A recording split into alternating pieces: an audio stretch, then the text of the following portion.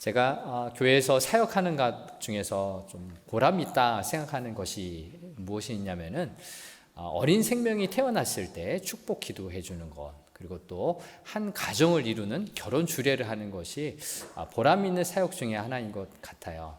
왜냐하면 하나님께서 주신 귀한 생명 축복하고요, 또 새로운 출발을 하면서 하나님 앞에 맡겨드리는 그 결혼 주례하는 것, 정말 복된 자리인 것 같습니다. 여러분, 결혼을 생각하면은 결혼에서 가장 중요한 것이 무엇일까요? 결혼 생활에서 중요한 것은 약속입니다. 약속. 그래서 결혼을 서약한다라고 이야기하기도 합니다. 그래서 제가 결혼 주례를 할 때 결혼할 신랑과 신부에게 한 가지 부탁을 하는 게 있어요.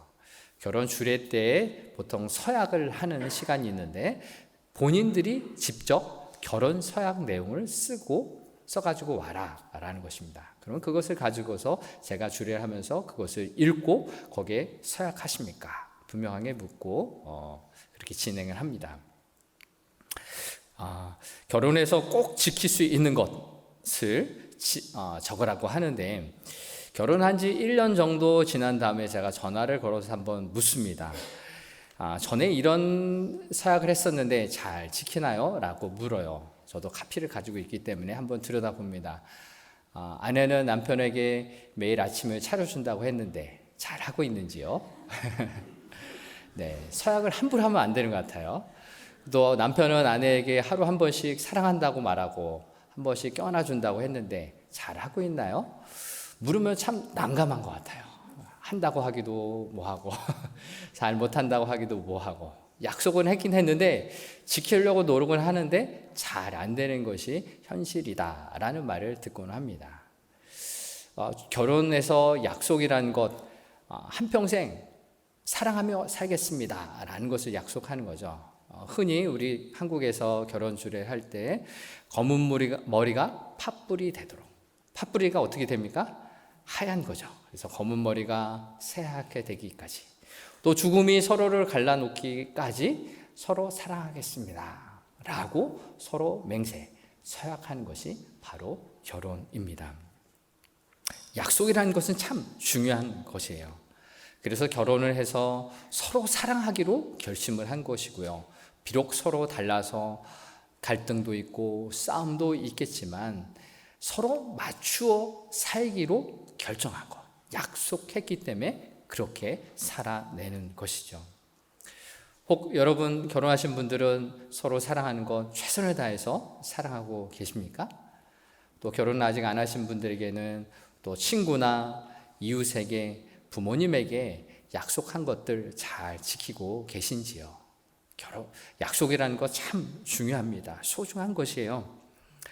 오늘 본문에서 하나님께서는요, 예레미야를 통해서 이스라엘 백성과 새로운 언약, 새 언약을 맺고 있습니다. 사람끼리도 한 약속이 소중하고 중요한데 하나님과 한 약속도 얼마나 소중한 것일까요? 하나님과 약속을 무시하고 저버린 이스라엘 백성들에게 하나님은 오늘도 오셔서 새로운 약속을 하십니다. 오늘 이 새 언약이란 어떤 의미가 담겨 있고 오늘날 우리에게는 이 새 언약이 또한 어떠한 의미가 있는지 함께 나누고자 합니다. 첫 번째, 이 새 언약에는 어떤 의미가 있느냐? 하나님의 변치 않는 사랑이 담겨 있습니다. 하나님은 이스라엘 백성들을 사랑하셨기 때문에 다시금 새로운 약속을 하고 계십니다. 새 언약이다 라는 표현이 있으면 옛 언약도 있겠죠. 새 언약과 옛 언약이 어떤 차이가 있는지 살펴보면서 이 하나님의 사랑이 담겨있는 새 언약을 살펴보고자 합니다. 옛 언약이란 지나간 약속이죠. 하나님이 천지를 창조하시면서 아담과 하와에게 첫 약속을 하셨어요. 생육하고 번성하여 땅에 충만하라 라는 축복하시면서 그런 약속을 해 주셨던 거죠. 그리고 노아를 지나서 또 아브라함을 거쳐서 많은 믿음의 사람들에게 하나님 나라를 꿈꿀 수 있도록 그런 약속을 해 주셨습니다. 그리고 오늘 본문에서는 이스라엘 백성들이 시내산에서 모세를 통해 받은 두 돌판에 이 하나님과의 약속을 언급을 하고 있습니다. 옛날에는 돌판에 서로 약속한 것을 기록을 했죠. 4,000년 전에 발견된 약속한 그 돌판이 발견되었는데요.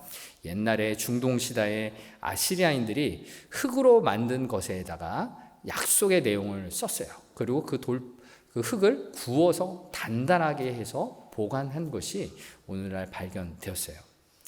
이처럼 돌에 그 약속을 새긴다라는 것은요, 쉽게 지워지지 않고 영원토록 보관하고 싶은 그 약속이 계속 되기를 바라는 우리의 마음인 것이죠.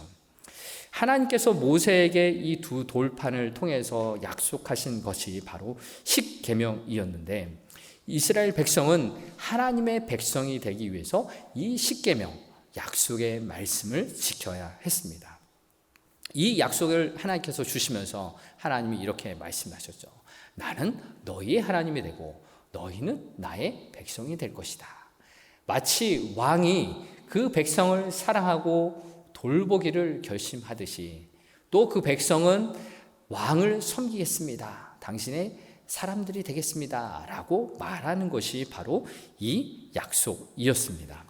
하나님만을 섬기며 이웃을 사랑하기로 이스라엘 백성들은 약속하며 이 십계명을 받았던 것입니다. 그래서 하나님은 이스라엘 백성들을 약속의 땅 가나안 땅에 들어가게 하셨고 그곳에서 먹고 살며 번성할 수 있도록 축복해 주셨어요. 그런데 이스라엘 백성들이 하나님의 약속을 잘 지키며 살았을까요?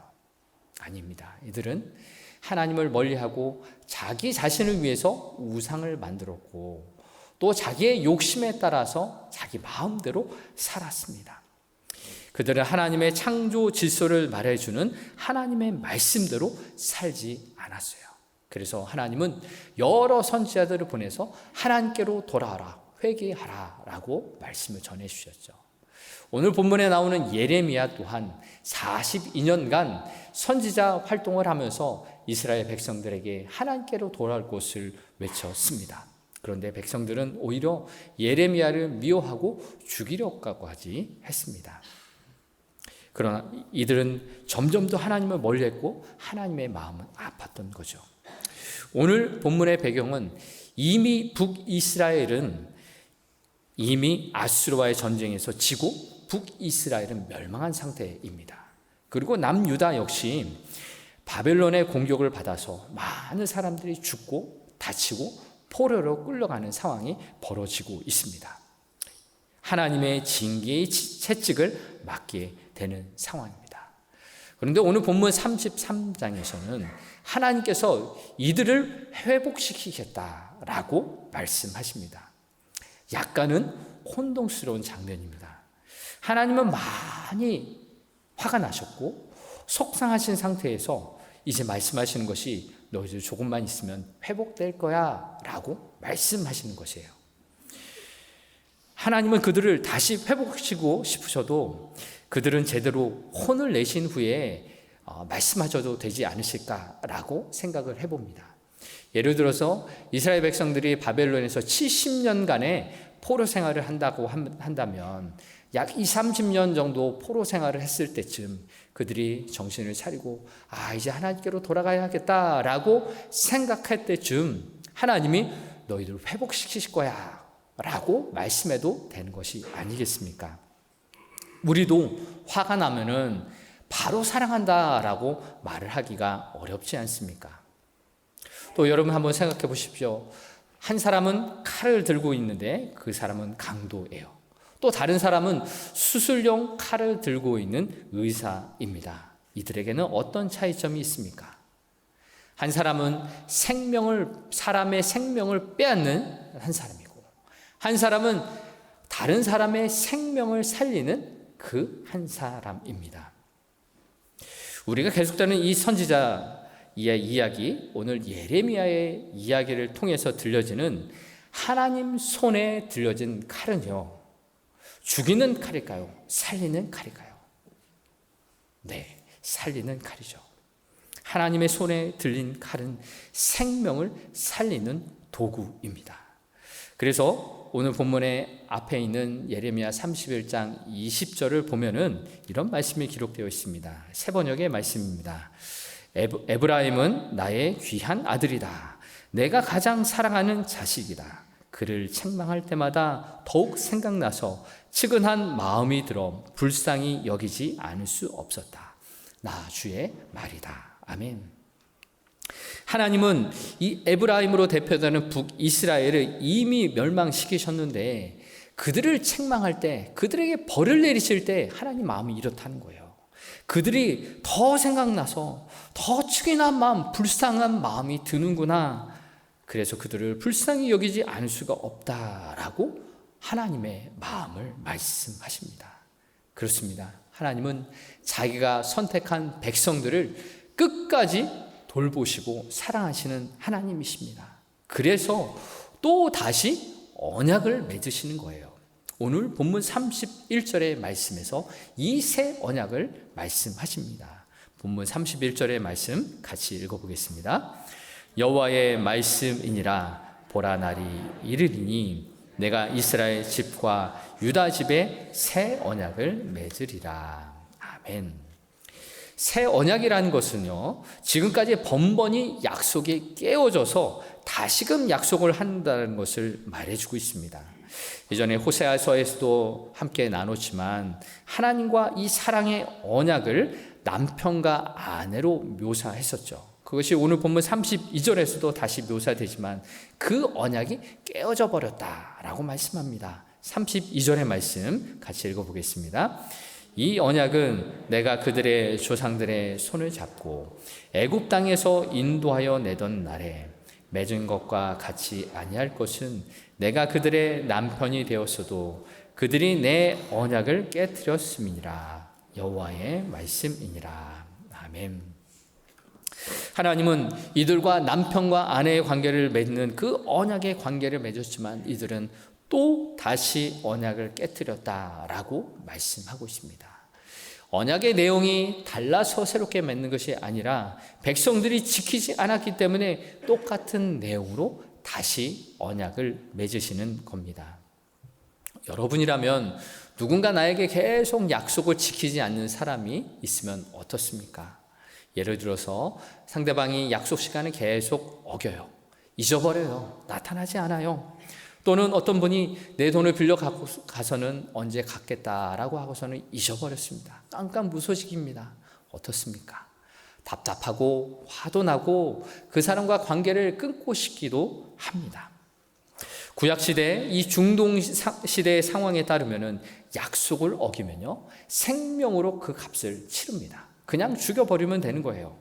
그런데 배반당하신 하나님은 배반한 이스라엘 백성들을 끝까지 사랑하시기에 그대로 품으시는 거예요. 다시 사랑한다, 나의 백성이 될 것이다 라고 회복의 말씀을 하시는 겁니다. 한쪽에서 아무리 일방적으로 약속을 어겨도 하나님의 사랑은 그 약속은 계속되는 겁니다. 이러한 의미에서 새 언약이다 라고 말을 할 수 있습니다. 우리들을 향한 하나님의 마음, 우리들을 향한 하나님의 끝없는 사랑은 오늘도 여전합니다. 우리와도 오늘 새 언약을 맺으신 거죠. 죄의 덩어리인 우리가 하나님을 떠나고 유혹의 자리에 들어갈 때도 하나님은 우리를 여전히 기다리시고요, 우리와 새 언약을 맺으시길 원하시는 하나님입니다. 그 하나님께 나아가시기를 바랍니다. 그래서 이 새 언약은요, 그 내용을 얼핏 보면은 예전과 무슨 차이가 있을까라는 생각을 하게 됩니다. 조금만 고치고 무엇이 추가되었을까라고 생각될 수 있는데요. 그런데 이 새 언약은요, 이전과는 완전히 다른 언약입니다. 어떤 면에서 새로운 언약일까요? 함께 나눌 두 번째, 이 새 언약의 중심은 예수 그리스도입니다. 예수 그리스도가 중심되는 새 언약이 옛 언약과 완전히 다른 언약입니다. 구약에서 이 새 언약이라는 단어는요, 오직 이 예레미야 오늘 본문에서만 등장하는 것입니다. 신약 성경에는 이 새 언약이 어떻게 전개가 되는지 누가복음 22장에서 나오는데요. 이 새 언약은 장차 오실 예수 그리스도 구원자 예수님을 말하고 있습니다. 세번역으로 누가복음 22장 20절의 말씀이 이렇습니다. 그리고 저녁을 먹은 뒤에 잔을 그와 같이 하시고서 말씀하셨다. 이 잔은 너희를 위하여 흘리는 내 피로 세우는 새 언약이다. 아멘. 예수님은 십자가에 돌아가시기 전날 밤에 제자들과 함께 마지막 만찬을 하시면서 포도주 잔을 드셨어요. 이 포도주 잔은 무엇을 뜻합니까? 예수님이 십자가에서 흘리실 그 피를 상징하는 거죠. 이 포도잔을 드시면서 나는 너희와 이 피로 새 언약을 세운다 라고 말씀하십니다. 오늘 본문의 말씀은 사랑과 채찍을 또 징계를 얻어맞고 있는 유다 백성에게 말씀하시는 것이지만 오늘 저와 여러분에게도 동일하게 하시는 하나님의 말씀입니다. 그 이유는 죄로 인해 죽어 마땅한 또 죽음을 향해 달려가고 있던 우리 모두가 예수님이 흘리신 보혈로 그 십자가로 말미암아 하나님의 자녀로 삼으신다라는 새 언약이 우리에게도 선포되었기 때문입니다. 이 새 언약의 특징이 이어지는 33절에 이렇게 기록되어 있습니다. 33절의 말씀 함께 읽어보겠습니다. 그러나 그날 후에 내가 이스라엘 집과 맺을 언약은 이러하니 곧 내가 나의 법을 그들 속에 두오며 그들의 마음에 기록하여 나는 그들의 하나님이 되고 그들은 내 백성이 될 것이라. 여호와의 말씀이니라. 아멘. 예수님이 이 새 언약의 중심이다라고 했는데 그 새 언약의 특징이 오늘 말씀에 보면요, 그 속에 그들의 속에 두고 그들의 마음에 기록한다라고 하고 있습니다. 옛 언약은 모세의 돌판에 새겨져 있습니다. 그러나 이 새 언약은 우리 마음속에 새기신다라고 말씀합니다. 이것이 바로 예수님의 사랑이 우리 마음 가운데 새겨진 새 언약의 특징입니다. 돌판은요, 오랫동안 보관할 수 있어요. 그렇지만요, 깨뜨려질 수도 있고요, 잃어버릴 수도 있어요. 그런데 하나님의 사랑의 언약인 예수 그리스도가 우리의 마음속에 새겨지면요, 그 새 언약은 결코 잃어버릴 수가 없는 거죠. 결코 잊어버릴 수가 없는 겁니다. 바로 새 언약의 주인공이신 하나님의 어린 양이신 예수님께서 우리 모든 인류를 위해서 단 한 번의 희생 제사이신 십자가의 제물이 되셨기 때문에 우리의 과거와 현재와 미래의 모든 죄를 용서해 주셨어요. 이것이 바로 복음입니다. 새 언약입니다. 돌판에 율법이 새겨진 옛 언약과는 달리 새 언약으로 하나님의 하나밖에 없는 아들 예수 그리스도를 우리 마음속에 새겨 주셨습니다. 우리 마음속에 하나님의 사랑을 가득 부어 주셨어요. 아무리 해도 깨지지 않고요, 아무리 해도 잊어지지 아니하도록 성령께서 우리 마음속에 역사하고 계십니다. 그래서 누구든지 예수 그리스도를 나의 주님이시다, 나의 주다라고 고백하고 시인할 때 우리는 죽음에서 생명으로 옮겨지게 됩니다. 이것을 로마서 10장 9절 10절이 이렇게 말씀하고 있습니다. 함께 믿음으로 선포하겠습니다. 내가 만일 내 입으로 예수를 주라 시인하며 또 하나님께서 그를 죽은 자 가운데서 살리신 것을 내 마음에 믿으면 구원을 받으리라. 사람이 마음으로 믿어 의에 이르고 입으로 시인하여 구원에 이르느니라. 아멘. 그렇습니다. 예수 그리스도를 우리의 마음 가운데 주신 그 하나님의 사랑이 우리가 그 마음으로 믿어 입으로 시인할 때, 구체적인 행동으로 옮길 때 우리는 구원에 이르게 됩니다. 이것이 바로 본문 33절 아까 전에 읽었던 그 말씀이죠. 나는 그들의 하나님이 되고 그들은 내 백성이 될 것이라. 아멘. 이 말씀이 이루어지는 것입니다. 예수 그리스도를 구세주로 믿고 시인하는 오늘 저와 여러분에게 이런 역사가 일어납니다. 사단에게 시달렸던 인생이 이제는 하나님의 자녀가 되어 죽음과 죄의 사망의 권세로부터 우리는 벗어나게 되는 거죠. 더 이상 우리를 괴롭혔던 악한 영은 떠나게 되는 것입니다. 이것을 믿으십니까? 이것이 바로 새 언약의 주인공이신 예수 그리스도가 우리 마음 가운데 들어왔을 때 일어나는 일인 거죠. 우리는 날마다 새 언약의 주인공이신 예수 그리스도가 내 마음에 계신 것을 믿고 의지하고 바람을 통하여서 더 이상 죄와 사망의 권세에서 벗어나서 참된 자유와 진리의 능력을 누리게 되는 것입니다. 이 놀라운 은혜를 더욱더 누릴 수 있기를 바랍니다. 사랑하는 성도 여러분, 이 은혜를 어떻게 우리가 누리며 확신하며 살 수 있겠습니까? 이것은 함께 나눌 세 번째, 새 언약은요, 성령님께서 이루어 주신 거죠. 바로 성령께서 우리 마음 가운데 함께 하셔서 이 새 언약이 이루어지도록, 완성되어질 수 있도록 역사해 주십니다. 히브리서 10장 15절 16절에서 바로 방금 읽었던 33절의 말씀을 인용하면서 이렇게 이야기합니다. 히브리서 10장 15절 16절의 말씀 같이 읽어보겠습니다. 그리고 성령께서도 이렇게 말씀하시며 증언해 주셨습니다. 그날 이후 내가 그들과 맺을 계약은 이것이다. 나는 나의 율법을 그들의 마음에 심어주고 그들의 생각에 새겨줄 것이다. 이것은 주님의 말씀이다. 아멘. 동일한 33절의 말씀을 히브리서 기자가 언급하면서 성령께서 이것을 말씀하신다, 증인이 되신다라고 말씀하고 있어요. 그렇습니다. 새 언약은 성령께서 일하심을 통해서 완성되어집니다. 이전에 있었던 돌로 새겼던 언약은 우리의 마음을, 우리의 행동을 바꿀 수가 없었어요. 어떤 율법도 우리를 바꾸지 못하는 거죠. 율법이란 우리가 다 지킬 수가 없잖아요.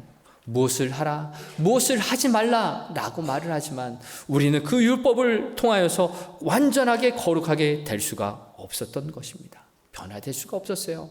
그러나 새 언약 예수 그리스도가 우리의 삶에 오셔서 우리를 사랑한다라고 말씀해 주시고 내가 너를 사랑한다, 십자가에서 너를 사랑한다 라고 말씀해 주심을 통해서 우리는 그 사랑 앞에 변화되게 되는 거죠. 우리 마음속에, 우리 생각 속에 하나님의 사랑, 예수 그리스도의 사랑을 새겨 주셨기 때문입니다.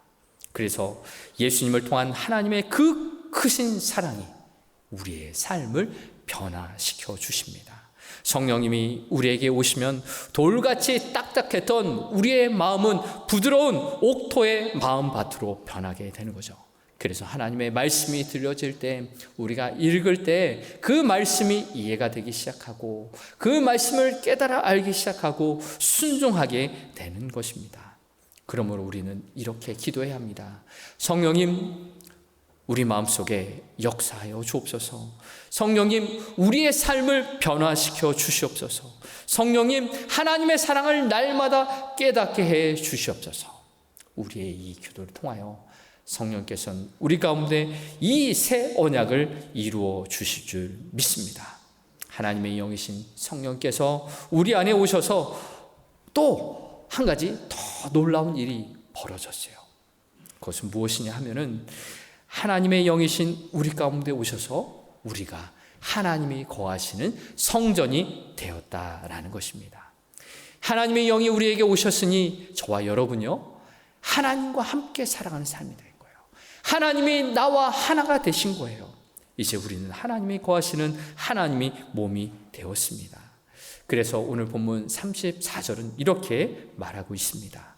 세 번역의 말씀으로 함께 읽어보겠습니다.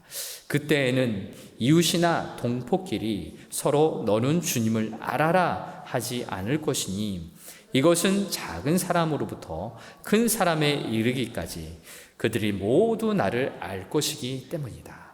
내가 그들의 허물을 용서하고 그들의 죄를 다시는 기억하지 않겠다. 나 주의 말이다. 아멘.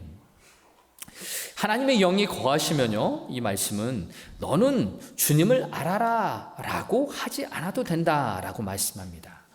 우리가 하나님을 알아가기 위해서 노력은 해야 하겠지만 알아가려고 애쓰는 것이 아니라 하나님이 영이 거하시면요, 하나님을 알아가는 것이 즐거워요. 기뻐요. 그래서 하나님의 알기를 힘쓰게 되는 거죠. 이것이 바로 성령님이 우리 가운데 오셔서 우리를 도와주시는 일입니다. 그래서 다른 사람이 나를 가르쳐 주거나 또 도와주기보다도 내 안에 계신 성령께서 내게 말씀해 주시니 작은 사람이든 큰 사람이든 하나님을 알아가게 되는 겁니다. 하나님의 영이신 성령께서 하나님을 알도록 우리를 도와주십니다. 그래서 지금 이 시간에도 하나님의 말씀을 듣는 이 시간에 성령께서 하나님의 말씀을 깨닫도록 도와주신 줄 믿습니다.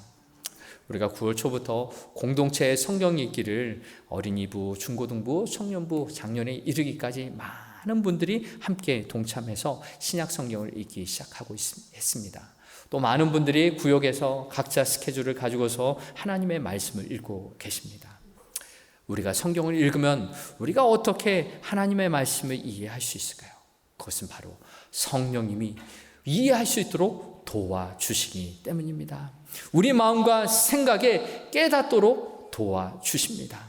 그래서 때로는요, 하나님의 말씀이 잘 이해되지 않더라도요, 더 궁금하게 하고요, 호기심을 갖게 하고 더 들여다볼 수 있게 해주십니다.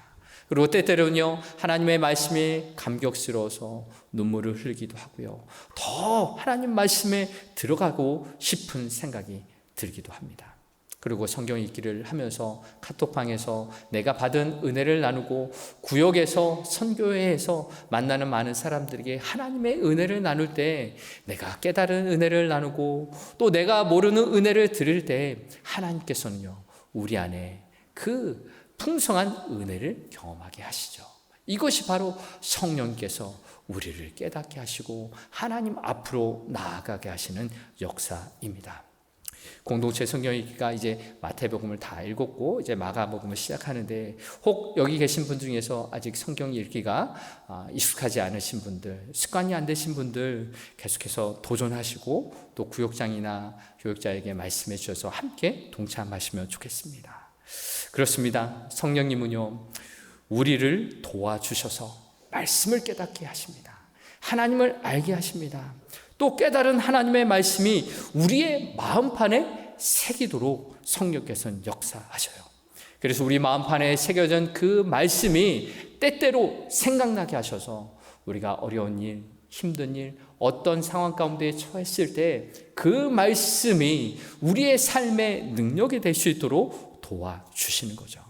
또 이제는 우리가 그 말씀을 지키려고 노력하기보다, 애쓰기보다 하나님 말씀에 순종하는 것이 너무나 좋아서, 너무나 자연스러워서 하나님의 말씀대로 살아가기를 결단하도록 성령께서는 도와주십니다. 이것이 바로 성령께서 이끌어 주시는 사람의 모습입니다. 성령께서는 하나님의 말씀을 통해서 우리의 갈 길을 인도하시고 때때로 잘못된 길을 갈 때 고쳐주시고 의의 길로 갈 수 있도록 인도해 주십니다. 이렇게 새 언약을 받은 하나님의 백성, 하나님의 자녀를 인도하시는 성령의 은혜가 우리 가운데 충만하길 바랍니다. 이제 말씀을 마무리하고자 합니다. 하나님은 오늘 우리를 또한 끝까지 사랑해 주십니다. 죄의 유혹과 많은 죄들을 지으며 살아가는 우리의 연약함도 너무나 잘 아시기 때문에 죄악 덩어리인 우리를 하나님께서는 예수님의 의의 옷을 입혀주셨어요. 우리의 삶 자체는요, 추하고 연약하고 더러움이 많이 있지만 예수님의 의로운 옷을 입혀주셨어요. 이것이 바로 칭의, 의롭다라고 말씀해 주시는 거죠. 십자가의 은혜로 하나님의 자녀로 우리를 삼아 주신 거예요. 그 은혜가 우리의 마음속에 새겨졌어요. 성령님의 역사하심으로 우리 마음 가운데는 결코 지워지지 않을, 결코 깨트려지지 않을 새 언약이 우리의 마음판에 새겨진 것입니다. 성령께서는 오늘도 우리의 마음속에 역사하셔서 우리와 함께 하시는 하나님을 바라볼 수 있도록 도와주실 줄 믿습니다. 그 하나님을 바라보며 믿음으로 살아갈 수 있기를 바랍니다. 여러분, 선한 목자 교회의 원로 목사이신 유기성 목사님을 잘 아실 것입니다. 그분의 사모님 또 박리브가 사모님에 대한 이야기를 함께 나누려고 하는데요. 2001년에 박리브가 사모님이 암에 걸리셨어요. 그런데 이 사모님께서 수술 날짜를 바꿔서 기도하시는데 마음이 계속 오르락 내리락 하는 거예요. 하나님이 나와 함께 하심을 알면서도 이 암이라는 이 수술대에 오르기 전에 계속 마음이 다운되었던 것입니다.